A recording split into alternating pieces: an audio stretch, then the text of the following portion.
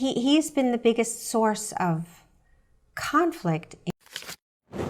Everyone thought they knew Sally Field, the girl next door, the flying nun, Norma Ray, fist raised, daring a factory to shut her down, Mrs. Doubtfire's exhausted, loving mother. For over 5 decades, she was the face America trusted. But behind that trusted face, something else was happening. Something very few fans ever saw.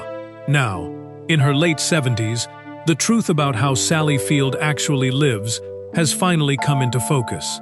And it isn't what most people expect. Let's take a closer look. Field's rise wasn't handed to her. She fought for respect in an industry that, for years, refused to see her as more than a sitcom smile. 2 Oscars later, for Norma Ray and Places in the Heart, she'd silenced every doubter. Her acceptance speech, the one people still misquote as, "You like me," became part of Hollywood folklore. But success came with a cost few talked about.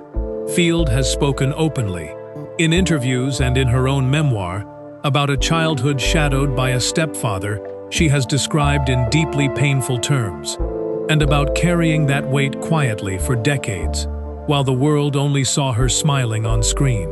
That contradiction, public warmth, private pain, would define much of her life. Her relationships only added to the complexity. A high-profile romance with Burt Reynolds, one she later said left lasting scars on her confidence.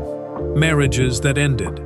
A public figure who, according to her own words, spent years struggling to believe she deserved good things at all. Then came a turning point almost no one expected.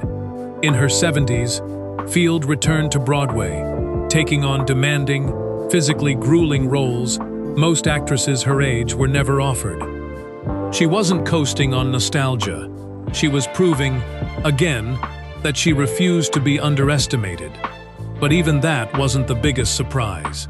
Away from the cameras, reports and her own public statements paint a picture strikingly different from the glamorous retirement people imagine. Field has spoken about aging with unflinching honesty, about grief, about outliving people she loved, about the isolation that can creep in even for someone so famous. She's talked about her sons, her grandchildren, and the quiet, unglamorous life she's chosen instead of chasing the spotlight. No sprawling mansion narrative. No dramatic Hollywood ending. Just an aging woman, still writing, still working, still processing a past she spent most of her career hiding. Few stars have been this candid about what fame actually costs. And that honesty is exactly what makes her story land differently now. Because Sally Field never asked to be anyone's inspiration. She just kept surviving. The industry, the heartbreak, the silence.